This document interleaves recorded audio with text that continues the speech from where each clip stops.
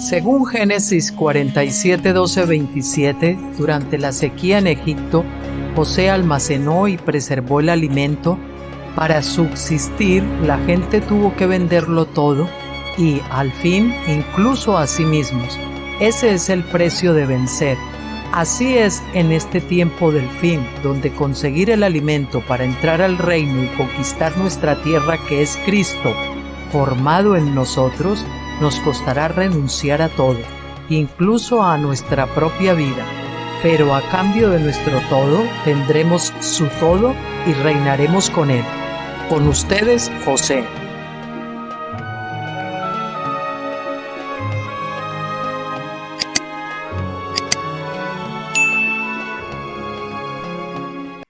Hola a todos, muy buenas tardes y muy bienvenidos. Hoy 24 de octubre del 2025 a las 5:56, o sea, faltan 4 minutos para las 6 de la tarde. Bien, hoy buenas noticias, espero.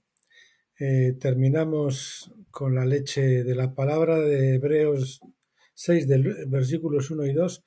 Y vamos a comenzar con algo ya del Nuevo Testamento. Vamos a empezar con el Evangelio de Juan.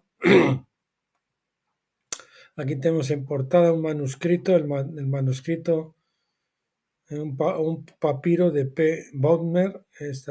Ahí lo tienen, de lo que es el original del papiro ese. El Evangelio de Juan, del doctor Stephen Jones. Comenzaremos con esto y veremos, Dios mediante, la parte 1, que es la introducción, y la parte 2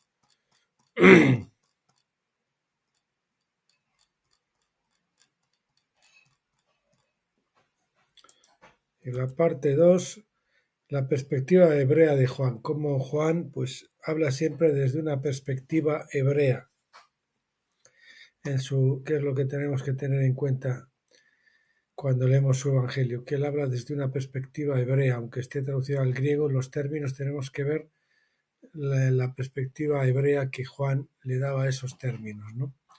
Bueno, eso es lo que comenzaremos con un nuevo libro del doctor Stephen Jones, que creo que será muy interesante. Y pues ahora nos vamos entonces a la parte que tenemos para hoy, que nos toca el segundo vídeo de la semana de Deuteronomio. Segunda ley, discurso quinto del doctor Stephen Jones. Vamos con el capítulo 23 hoy y el 24. El capítulo 23 es sobre el orden del texto deuteronómico. Parece ser que las tablillas que estaban en el arca de Deuteronomio pues fueron sacadas, y luego a la hora de ponerlo en otras tablillas más grandes, pues algunas cosas parece que fueron cambiadas. Alguna tablilla fue cambiada de orden y parece que viene desde antiguo, y es algo, eso no cambia el contenido del Evangelio, pero sí cambia un poquito el orden a la hora de estudiarlo, ¿no? Bien, comencemos pues. Capítulo 23, orden del texto deuteronómico. Vamos a ver, permítanme que pongamos esto un poquito más grande, así. Hemos terminado el capítulo 19 de Deuteronomio, donde Moisés dedicó un tiempo considerable a hablar sobre las leyes del asesinato y el homicidio. El capítulo 20 trata sobre las leyes de la guerra, y luego el capítulo 21 continúa con el tema de los asesinatos sin resolver.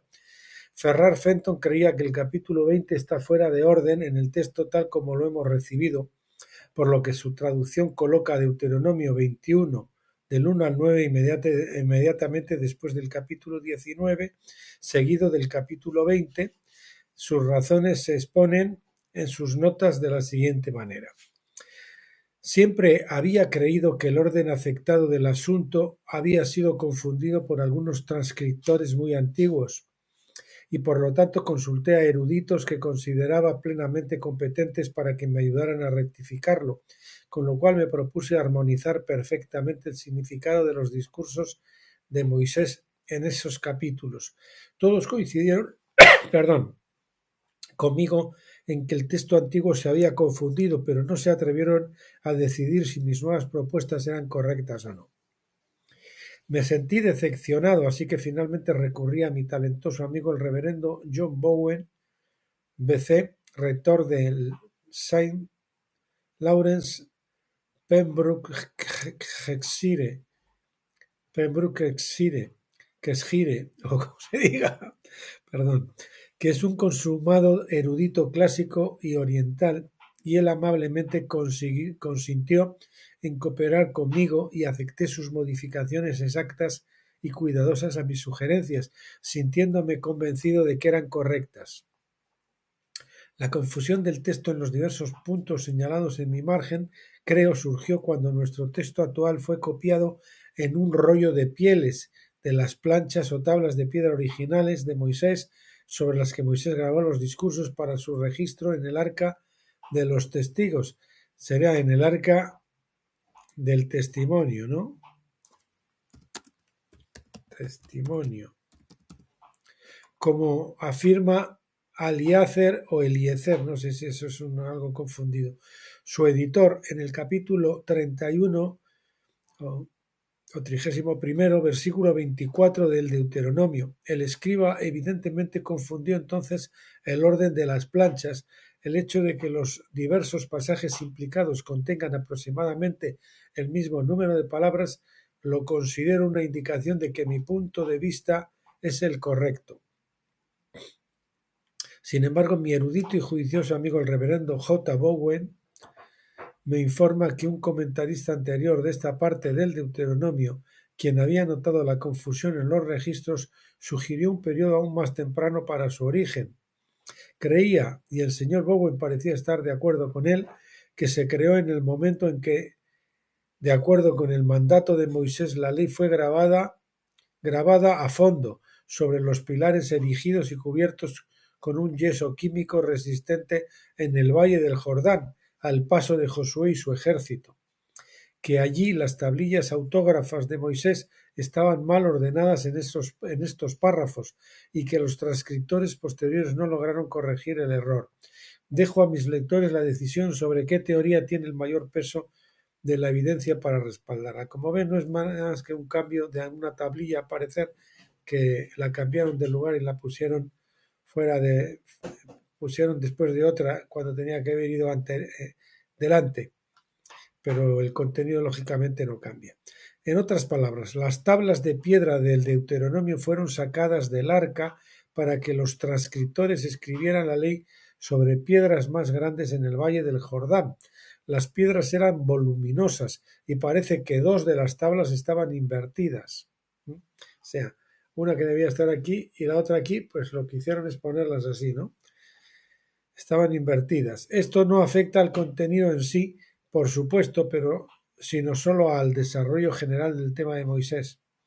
El texto del discurso de Moisés sobre el gobierno del reino debe leerse en este orden. Entonces, el orden correcto, según el doctor Stephen Jones, según este erudito y según los que él había consultado, pues debe ser Deuteronomio 16 al 18 hasta el final de Deuteronomio 19. Después Deuteronomio 21 del 1 al 9, que son las leyes del asesinato, es lo que debe ir a continuación. Y después de esa debería ir Deuteronomio 20, que son las leyes de la guerra, y Deuteronomio 21 del 10 al 14, o sea, aquí acababa en el 9, el siguiente sería del 10 al 14, que continúa con las leyes de la guerra. Ferrar Fenton aborda las leyes de la guerra en Deuteronomio 20 como un discurso aparte, es decir, el sexto discurso. Sin embargo, las leyes de la guerra deberían naturalmente seguir al tema del asesinato y el homicidio, pues aclara que la guerra no es asesinato cuando se lleva a cabo de manera piadosa, es decir, por orden del Señor. Además, el tema de la guerra es parte integral del sexto mandamiento, no matarás. Pues sin este capítulo podríamos preguntarnos si la guerra en sí misma es una violación de la ley o si matar en tiempos de guerra es un pecado. Por lo tanto, incluimos las leyes de la guerra como parte del quinto discurso de Moisés porque completa el tema en cuestión en un solo discurso. O sea, hablando todo del asesinato y el homicidio. Ahí queda todo. Y luego ya pasamos a las leyes de la guerra. No obstante, debemos restablecer el orden del texto como indica Fenton, Por lo tanto, omitiremos Deuteronomio 20 por el momento y pasaremos directamente al capítulo 21, versículos 1 al 9, que son los que están descolocados, y los anticipamos, como lo hace Ferrer Fenton en su traducción. Bien, este es una parte aclaratoria. Nos vamos ahora al capítulo 24, que es el asesinato sin resolver. Moisés continúa su quinto discurso en Deuteronomio 21, dirigiendo su atención al problema del asesinato sin resolver. Si se encuentra a una persona muerta tendida en campo abierto en la tierra que el Señor tu Dios te da para poseerla y no sabe quién la mató, entonces tus ancianos y tus jueces saldrán y medirán la distancia ante las ciudades hasta las ciudades que están alrededor de la persona muerta. Y sucederá que la ciudad más cercana al hombre muerto, es decir, los ancianos de esa ciudad, tomarán una novilla del rebaño que no haya sido trabajada ni llevado yugo, y los ancianos de esa ciudad llevarán la novilla a un valle con agua corriente que no haya sido arado ni sembrado, y le romperán el cuello allí en el valle. En cualquier sociedad habrá ocasiones en que un asesinato quede sin resolver por falta de testigos o pruebas. En tal caso, lo primero que se haría sería emitir un conjuro público para que todos los testigos declaren. Un conjuro público es que los ancianos emiten ese conjuro, pues sería como un bando diciendo todo aquel que sepa algo con relación a tal suceso, a tal caso, pues tiene la obligación de venir y declararlo, ¿no? Y si algo no lo hacía, pero después se sabía que él tenía que haber testificado, pues sería castigado, obviamente. Entonces, la ley de conjuración pública, vamos a verlo ahora, que es una ley muy interesante. Levítico 5.1 nos da esta ley diciendo: ahora bien, si una persona peca después de haber oído un conjuro público para testificar, siendo testigo, ya sea que haya visto o sabido de otra manera, si no lo declara, entonces llevará su culpa. La redacción es un poco enrevesada, así que permítanme parafrasear esto. Bueno, el doctor Jones lo parafrasea así: cuando se emite un conjuro público es pecado que un testigo retenga evidencias o pruebas, ¿no? Un conjuro público es innecesario cuando, excepto en casos de falta de pruebas o cuando se desconocen los testigos. Por lo tanto, si un hombre es encontrado asesinado sin testigos que resuelvan el caso, un conjuro público sería el primer paso. Cualquier testigo que se niegue a declarar lo que vio u oyó es un falso testigo, culpable de blasfemia según el tercer mandamiento. Siguiente epígrafe: cuando no hay testigos. ¿Qué es lo que se hace cuando no hay testigos, no?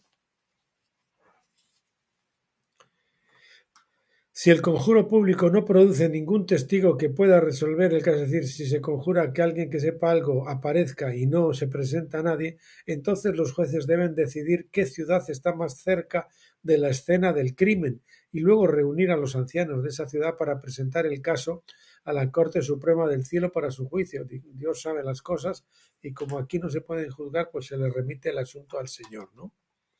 Esto se hacía tomando una novilla joven que no hubiera tirado del arado y rompiéndole el cuello en un valle cercano, cerca de agua corriente. ¿Por qué requirió Dios esta ceremonia? Sabemos que todos los animales sacrificados eran figuras de Jesucristo y los representaban durante la vigencia del antiguo pacto. La muerte de la novilla en este caso nos muestra que la responsabilidad del asesinato sin resolver recaía sobre Cristo cuando moriría en la cruz por el pecado.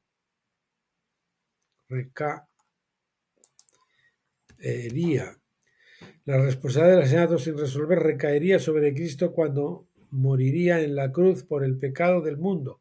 Si un asesino, cuando moriría, será cuando muriese. Sin un asesino al que los jueces pudieran acusar del pecado, ni a quien la víctima pudiera perdonar, si era guiada a ello por el Espíritu, el caso era en esencia remitido a la Corte Suprema del Celestial para su resolución.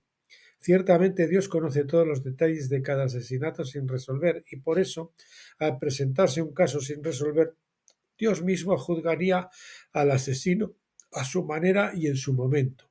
Como nosotros no sabemos quién es y no sabemos localizarle, pues entonces lo ponemos en manos del Señor y que el Señor lo haga.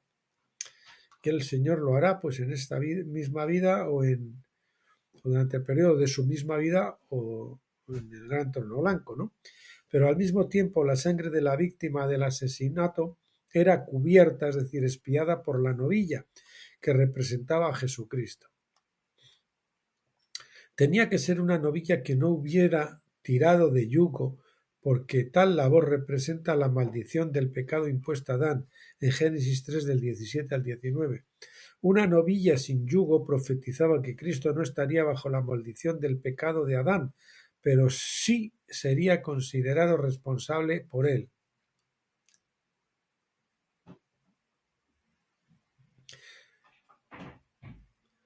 Otro detalle era que se le rompería el cuello a la novilla. Este acto profético representaba romper una cerviz, un cuello, o quebrantar el poder de un corazón obstinado y terco, ¿no? Duros de cerviz e incircuncisos de corazón, decía el Señor, ¿no? Entonces, al aplicar este acto a un caso de asesinato sin resolver, se indica que el asesino tenía un corazón terco, pero que Cristo estaba pagando su castigo en la forma de la novilla.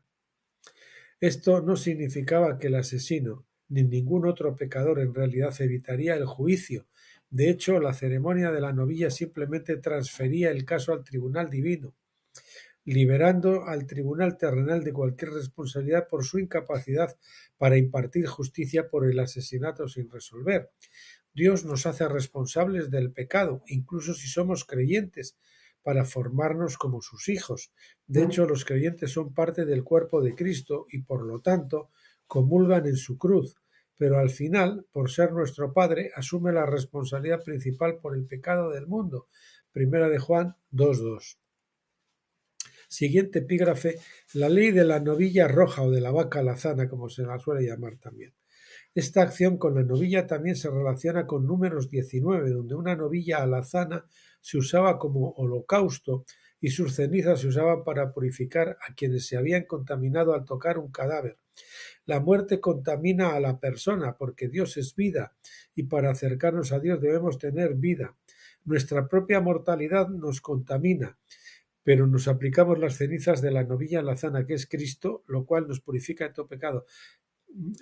Por eso dijo Pablo, ¿quién me librará de este cuerpo de muerte? Es decir, el propio cuerpo de él era un cuerpo mortal y por lo tanto estaba tocando un cadáver, era su mismo cuerpo y así nosotros, ¿no?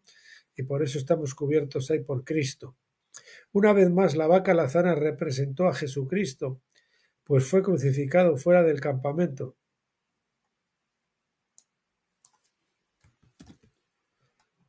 Hebreos 13:3, en la cima del monte de los olivos donde se guardaban las cenizas de la vaca alazana.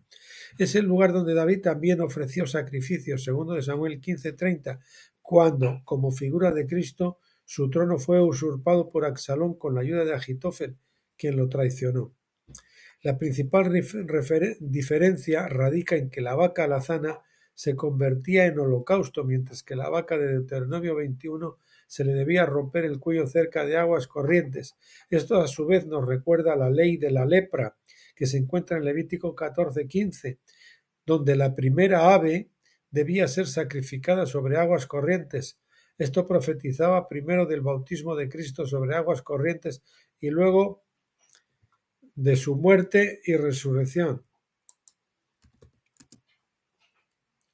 Esta ley es una revelación de cómo podemos alcanzar la inmortalidad, pues la lepra representa la mortalidad en las Escrituras. La lepra contamina a los hombres bajo el antiguo pacto, pues representaba la mortalidad que ha afectado a todos los hombres y los ha hecho impuros ante Dios. Nuestro cuerpo mortal es como un cadáver, estamos tocando un cadáver y por eso somos impuros, debemos ser purificados. Y por eso tenemos que morir al ego, a la carne, al yo. Y eso se hace cruzando el Jordán, como saben.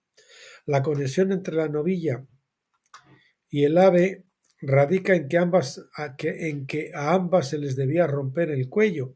Vemos en Levítico 1:15 que a las aves se les quitaba la cabeza, rompiéndoles así el cuello. Deuteronomio 21:4 dice que se debía romper el cuello de la novilla. En ambos casos el cuello representa la voluntad. Un israelita de dura cerviz era aquel cuya voluntad carnal no se conformaba a la voluntad de Dios. Deuteronomio 31:27 y Jeremías 17:23.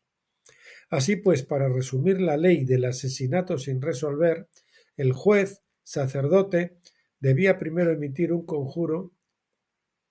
Este es el resumen, ¿no? Para que nos quedemos con el resumen. Vamos a ver.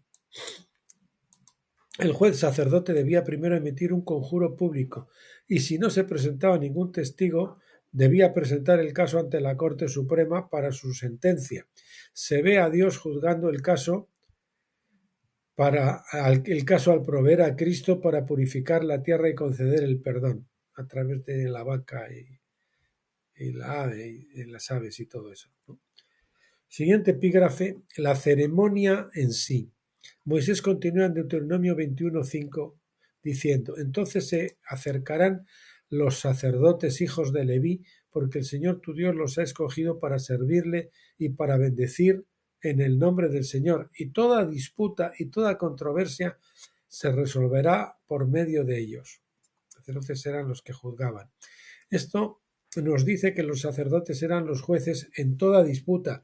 Bajo el antiguo pacto los descendientes de Aarón eran los sacerdotes.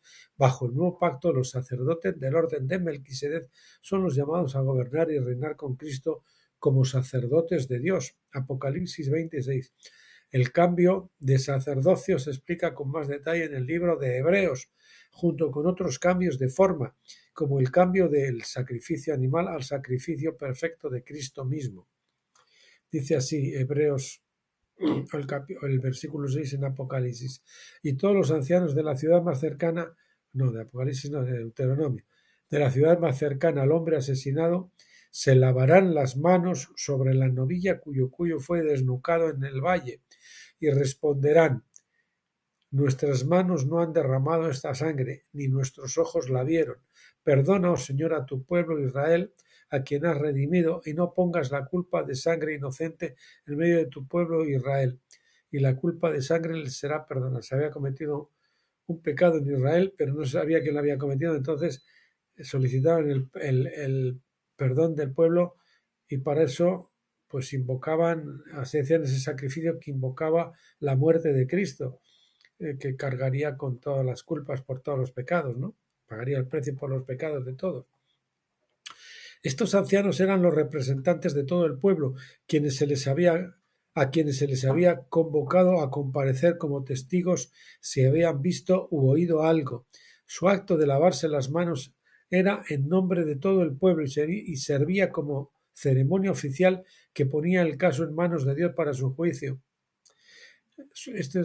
Vamos a ver lo interesante que es ese acto de lavarse las manos que viene de ahí de Deuteronomio, y que al parecer Pilato conocía lo suficiente las Escrituras como para conocer esto, y por eso él se lavó las manos también, declarándose que él no tenía la culpa, ¿no?, de lo que iban a hacer con Jesús. Bueno, su declaración en los versículos 7 y 8 era un juramento de inocencia pronunciado en nombre de todo el pueblo. Este juramento significaba que cualquiera que no fuera inocente era culpable de blasfemia, tomar el nombre de Dios en vano, y sería considerado responsable por violar el tercer mandamiento. Asimismo, cualquier testigo que no compareciera a declarar en el caso se convertía en responsable ante Dios. En el Nuevo Testamento vemos a Pilato lavándose las manos en Mateo 27:24, mientras declaraba: soy inocente de la sangre de este hombre. Al parecer conocía la ley de Dios lo suficiente como para saber el procedimiento adecuado. Sabía que no había testigos creíbles contra Jesús, pero fue obligado a permitir su ejecución. Y vamos a ver esto a continuación en el siguiente epígrafe, el manuscrito Sonini, donde vamos a estudiar qué es lo que pasó con Pilato, ¿no? Bien, el manuscrito Sonini. En el manuscrito Sonini del libro de los Hechos se encontró un capítulo 29, es decir, se encontró, es un manuscrito del libro de los Hechos que tenía el capítulo 29, un capítulo que no aparece, porque en todas las Biblias pues aparece, el libro de los Hechos acaba en Hechos 28, ¿no? Y el capítulo 29, al parecer, habla del último viaje de Pablo a España y Gran Bretaña, donde predicó la palabra. Ustedes saben que la obsesión es uno de los, así comienza el libro, mi libro Finisterre al borde del Jordán. Decía que la obsesión de Pablo no era ir a Roma, la capital del imperio, sino ir a España, porque España representaba Finisterre, el fin de la tierra. Está ahí un pueblo y un faro ahí en Galicia, en el extremo más occidental de la península ibérica, en este caso de Galicia, en España, y tiene ese nombre porque los romanos le llamaban que ahí acababa la tierra. Y en la mentalidad de las escrituras del tiempo de Pablo y del mundo en general, pues el fin de la tierra estaba allí en España, Finisterre. Aunque creo que también en Francia hay otro Finisterre. Y Pablo sabe que tenía el llamado de predicar el Evangelio hasta lo último de la tierra. Lo último de la tierra es Finisterre. De ahí mi libro Finisterre, en lo último de la tierra, al borde del Jordán. Es decir, es el tiempo en que España, la península ibérica, tiene que cruzar el Jordán, ¿no? Ahí donde tienen que ser levantados en el último gran avivamiento muchos vencedores que crucen en el Jordán, y entonces vendrá el fin. Esa era la bendita obsesión de Pablo, venir a España porque en su mente era el fin de la tierra, lo último de la tierra. Di porque te enviaré lejos a los gentiles, ¿no? Lejos hasta lo último de la tierra. Dice que regresó, ese manuscrito dice que regresó por Helvecia, que es Suiza, de hecho también se le conoce actualmente por Helvetia, los helvéticos, donde recibió una revelación sobre Poncio Pilato, que se había suicidado tras ser exiliado en Suiza. Y vamos a ver por qué Poncio Pilato fue exilado, etcétera, etcétera. Los versículos 18 al 23 dicen, de este manuscrito Sonini: y después de mucha predicación y trabajo, Pablo y sus colaboradores, al parecer Pablo vino a España y de ahí pasó a Inglaterra y de ahí regresó, o pretendía regresar por Suiza y demás, ¿no? Y después de mucha predicación y trabajo, Pablo y sus colaboradores pasaron a Helvecia, hoy Suiza, y llegaron al monte Poncio Pilato, que se llama así, parece ser por este suceso, hoy todavía se llama, donde el que condenó al Señor Jesús se arrojó de cabeza y pereció tan miserable. Me parece que es donde se suicidó Poncio Pilato. Y al instante un torrente brotó del monte y lavó su cuerpo, destrozado en un lago. Y extendiendo Pablo sus manos sobre el agua, oró al Señor diciendo: Señor Dios, da señal a todas las naciones de que Poncio Pilato, el que condenó a tu Hijo unigénito, se ha precipitado aquí en el foso. Mientras Pablo aún hablaba, he aquí hubo un gran terremoto, y la faz de las aguas se cambió, y la apariencia del lago era semejante al Hijo del Hombre que colgaba en agonía en la cruz. Y vino una voz del cielo que decía: también Pilato ha escapado de la ira venidera, porque se lavó las manos delante del pueblo en el derramamiento de la sangre del Señor Jesús. Así que Pablo y los que estaban con él, cuando vieron el terremoto y oyeron la voz del ángel, glorificaron a Dios y se fortalecieron poderosamente en espíritu.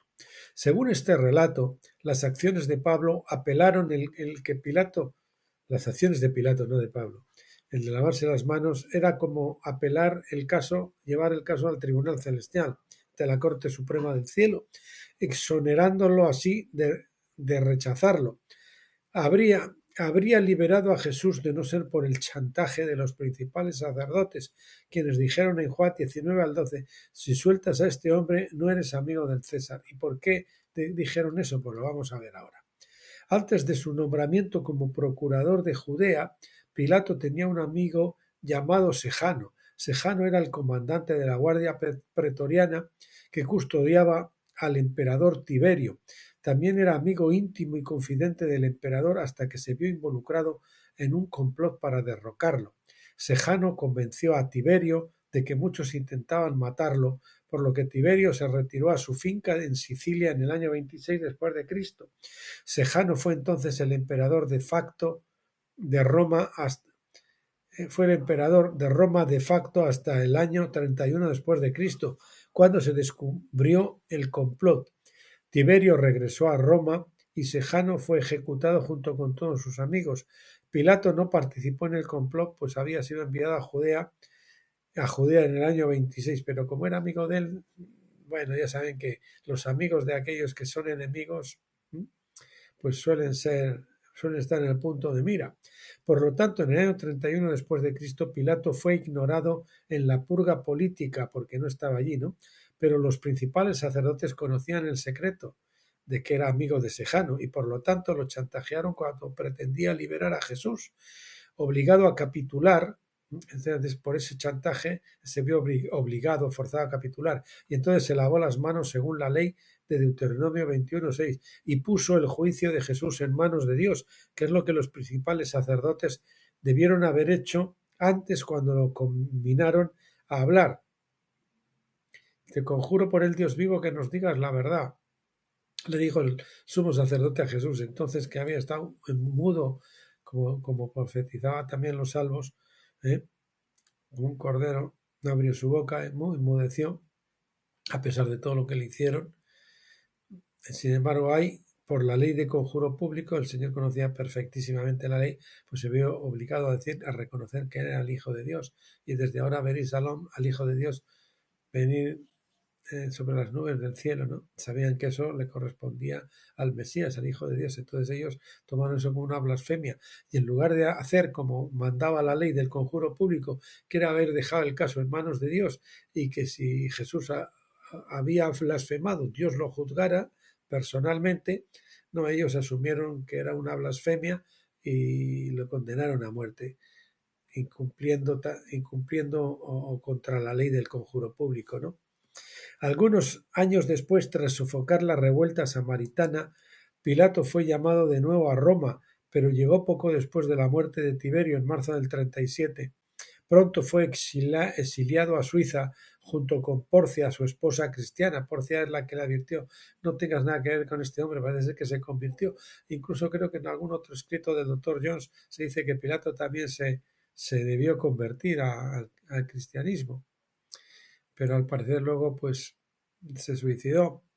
Mateo 27:19 nos dice eso, ¿no? Esposa cristiana, quien ocupa un lugar destacado en la historia de la iglesia primitiva, Porcia. Allí Pilato se suicidó, lo que según se dice desencadenó un gran terremoto que transformó el lago en una cruz. Hoy en día la montaña se llama Monte Pilato.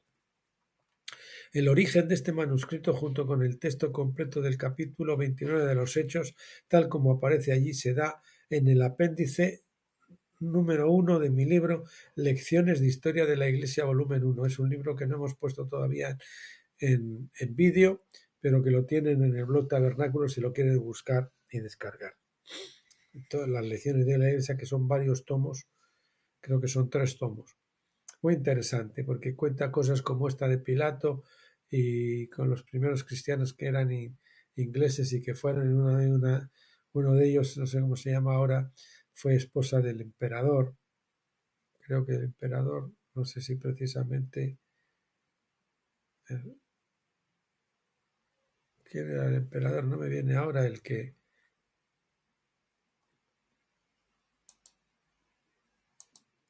Bueno, el emperador Constantino, ¿no? Y otras cosas que cuentan cosas de esas, ¿no?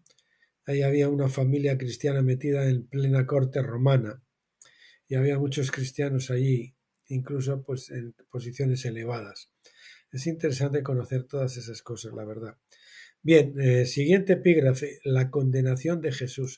Es muy interesante este capítulo que estamos viendo porque nos habla del simbolismo de lavarse las manos, qué es lo que ocurrió para que Pilato se le quisiera lavar las manos y por qué los fariseos y el pueblo lo chantajearon de esa forma, que no eres amigo del César, porque conocían una historia de que él era amigo de Sejano, del que fue pues el principal de la guardia pretoriana de Tiberio y todo eso, ¿no?